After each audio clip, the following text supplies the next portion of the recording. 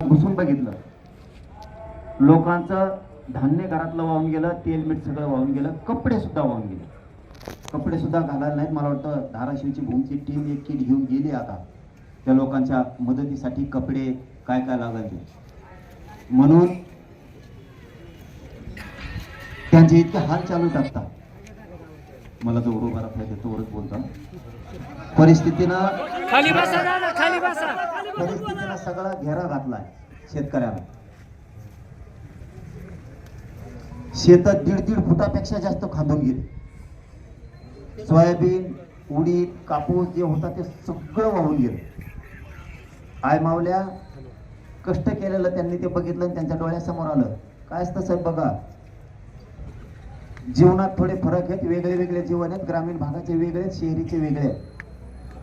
ज्या माणसानं 3-3, 4-4 वर्ष त्यांची फळबाग जगवली आणि मग कुठंतरी असे असते की आता ह्या फळातून आपण घर बांधू, मुलगा शिकू किंवा मुलीचं लग्न करू, आणि ते जर वाहून गेलं तर त्याच्या पुढे एकच पर्याय उभा राहतो, आत्महत्येशिवाय पर्याय नाही. कारण त्याच्या घरात कुणी नाही, ना नोकरीला आहे ना कुणी व्यवसाय. त्याने रात्रंदिवस केलेलं कष्ट वाहून गेलं. पुलं तुटले, काही बंधारे फुटून गेले. तिथं मला वाटतं त्या गावाचं नाव टाकळशिंग काय बहुतेक, टाकळशिंग हिंगणीजवळ असे ते. तर ते सगळा पट्टाचे काहीच नाही राहिले त्या गावाने. जर हे साहेबांना तुम्ही इथून गेल्यावर सांगितलं त्यांना तातडीची त्या लोकांना मदत मिळत. आणि याच्यात आणखीन एक लय महत्वाचा मुद्दा आहे, तो मात्र आवर्जून सांगा. ज्यांच्या गायी, म्हशी, बैल होऊन गेलेत ना, काही अधिकारी म्हणते ते होऊन गेलेलं दाखल. त्याचा बाप पांढरा गेलो होतं, होऊन गेलेलं कसं दाखायचं आता? म्हणजे ही रिअल परिस्थिती आहे. वाहून गेलेलं दाखवायचं कसं? एक तर ते मेटा कुठे लाला बिचारा घाय मोकळून रडतोय, त्याला मदतीची गरज आहे. त्याला मध्ये तुमची गाय कुठं होऊन गेली दाखव. गाय होऊन गेलेली दाखवता येईल का? फक्त शेतकऱ्याच्या गरीबाच्या रूपात एकदा येऊन बघा. किंवा आपल्या घरातली एखादी गोष्ट वाहून गेली आणि ती जर खाली 50-100 किलोमीटर वाहून गेली, ती दाखवायची कशी? अविश्वास माझ्या गरीब शेतकऱ्यावर दाखवू नका, एवढंच माझं तुमच्याजवळ घरानं सांगणं आहे. त्यांनी सांगितलं माझी गाय गेली घ्या, बैल गेला घ्या. त्याला बैल घेणं इतकं सरकारकडून निधी द्या. हे बघा, सरकार शेवटी पालकत्व त्यांच्याकडे आहे राज्याचं, आणि जनता ही तुमची आहे. तुम्ही जनतेच्या मायबाप. एखादी अडचण आली सगळं हातानं सरकारकडे काही कमी नाही. आणि शेतकऱ्याला मदत केली, शेतकरी तुम्हाला कधी कमी पडू देणार नाही. दानशूर आहे शेतकरी. पण आज त्याला आधाराची गरज आहे. त्याला अवमान करायचं, त्याचा अपमान करायचे दिवस आता नाही. आणि मग ते सांगतात की ते वाहून कसे गेले, आणि मग ते सापडत येईल का? ते कुठं कसं मला काय कळत नाहीये. एखादा कांद्याची चाळ वाहून गेली, आता तुपले 10 टन कांदे होते, हे दाखवायचं म्हणल्यावर आता वाहून गेलेले कांदे खरंच 10 टन गोळा होते का? गोळा करून त्याला दाखवायचे म्हणल्यावर द्या दाखवून मला कोणी पण. ते आता विखरून जाणार पाण्यात सगळे.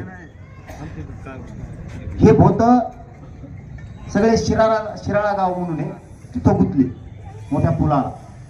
काही झाडं गुतली, काही ते सोयाबीनचे मोठमोठ्या गंजी असतात त्या गुतल्या, आणि पुलाच्या वरून पाणी पडायला लागलं मग, आणि पूल तुटून गेला सगळा. आता जर म्हणले तो तेवढंच होतं का, दाखव.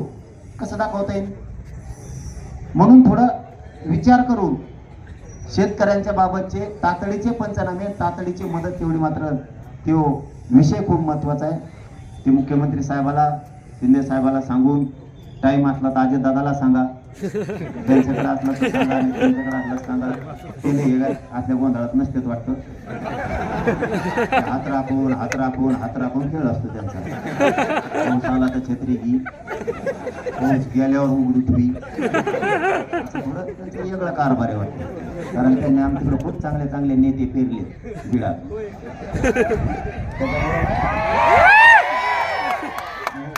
टीका करणारा पोरगा नाही. मी जे काम करतो त्यांना शाबासकी देतो आम्ही, पण त्यांच्यावर बी नाराजी नाही.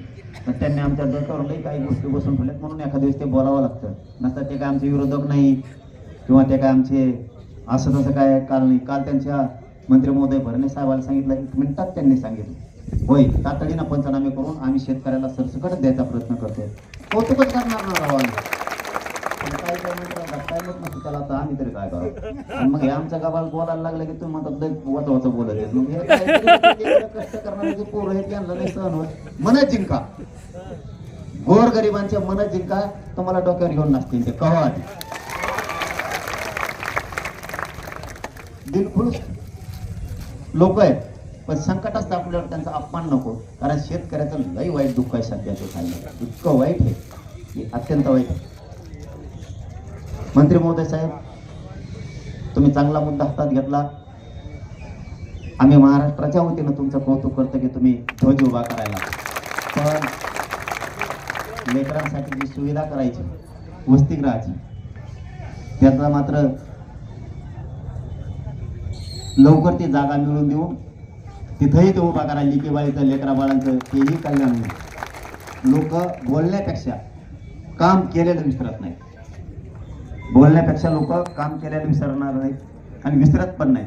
फक्त आता कृतीची लई गरज आहे. नसता आम्ही ना 70 वर्ष झालं आमचा फेस पडला नसते भाषण ऐकू. कव्हा तेच पाणी देतो, लाईट देतो, रस्ते करतो आणि डोक्यात खाली खड्डे त्याच्या. कव्हा तेच आणि त्याच तारी आहे. 72 वर्ष झाले तेच पोल आहेत. आणखी 72ला बसलेले दुष्काळात ते पोल आणखीन बदलले. धाराशिव मध्ये बदलले तर खरं सांगा हे पुरे राज्यातलं उदाहरण आहे. कोणचं सरकार आलं का आम्हाला तेच सांगतं मी लय कच काढून विकास करणार करतो का आणि मेल्यावर कोणी येऊ द्या तेच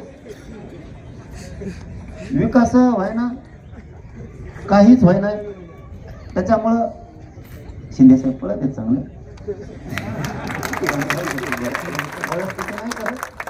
केलं म्हणतो आम्ही. चांगलं चाललंय, आताही चांगलं चाललंय वाटतं. यांनी जुळून घेतलं वाटतं आता मराठ्यातून आपल्या फडणवीस काकांनी.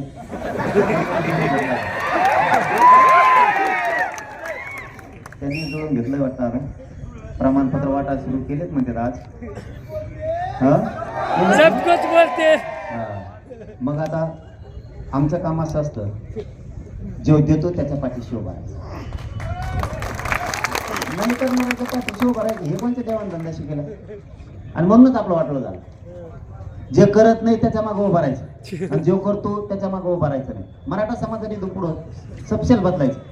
जेव्हा काम करेन तेव्हा आपला भाव, जेव्हा करीत नाही तेव्हा घरातला हातरी ढकलून द्यायचा.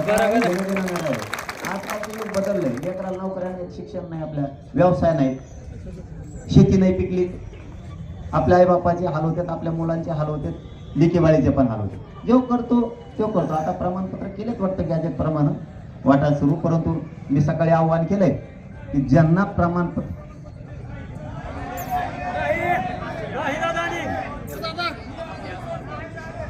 मी काय करणार आहे माहिती आहे का तुम्हाला सांगतो. आपलं लय दमाने असतं, गडबड नाही, गडबडीत समाजाचं वाटोळं होतं. मी ते प्रमाणपत्र उद्या बघणार आहे कोणाकोणाला दिले. त्यांना धाराशिवला बोलिले, मी आंतरवालीला बोलवले. मराठवाड्यात जेवढे प्रमाणपत्र दिलेत त्या बांधवांना धाराशिव मधून आणखीन आव्हान करतो की मराठवाड्यात ज्यांना ज्यांना आज प्रमाणपत्र दिलेत त्यांनी उद्या आंतरवाली लिहा. तेवढेच, फक्त तेवढेच. मला कसे दिलेत फक्त बघून द्यायला. काय रूल, काय नियम लावलेत, काय निकष लावलेत, कसे दिलेत, कशाच्या आधारावर दिलेत, म्हणजे मला पुढचा डाव टाकायला मी मोकळा. काही टेन्शन नाही घ्यायचं. मी आहे, मी बघतो ना काय करतात. काय बुळबुळ बोलायला चालू झाले तुम्ही टेन्शन घेऊ नका. त्यांना ते धंदाच लावलाय. ते म्हणतात आम्ही ज्ञानी आहे. काय केलं का 45 वर्ष ज्ञानी उसत तोडीत तरी पण आम्ही ज्ञानी लोक आम्हाला जवळ करत नाही म्हणते. ज्ञानीला आता ज्ञानीला जवळ केलं जातीने 45 वर्ष. ज्ञानीने सरसकट नाही दिलं, थोडं थोडं नाही दिलं, उली उली नाही दिलं, कसंच नाही दिलं. आम्ही 58 लाख नाही दिलं. त्यातून 3 कोटी व्हायला मराठी आरक्षणात घातलेत. आता 2 गॅजेट आणलेत. सातारा संस्थानचं आणलं, मराठवाड्याचं आणलंय. चुकू द्या ना, मला बघू द्या. मी आहे, मी करतो बरोबर. अहो गाव जळालं का रेपट जळलं.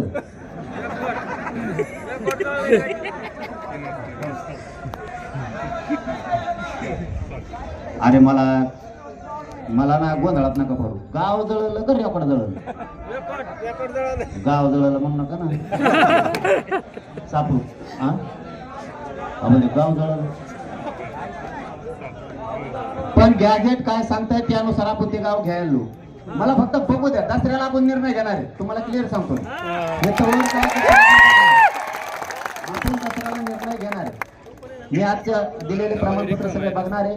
उद्या त्याला काय मी कशाने दिले, कशाच्या आधारे दिले, काय केले मी लावतो डोकं. तुम्ही नुसतं बघायचं फक्त काय काय चाललंय. मग दसऱ्याला आपण दाखवू काय करायचंय काय नाही पुढं. आता थांबतो, पाय थरथर का पाहिले. मी पुन्हा एकदा पालकमंत्री महोदयांना खूप खूप, प्रतापजी सरनाईक साहेबांना खूप खूप शुभेच्छा देतो.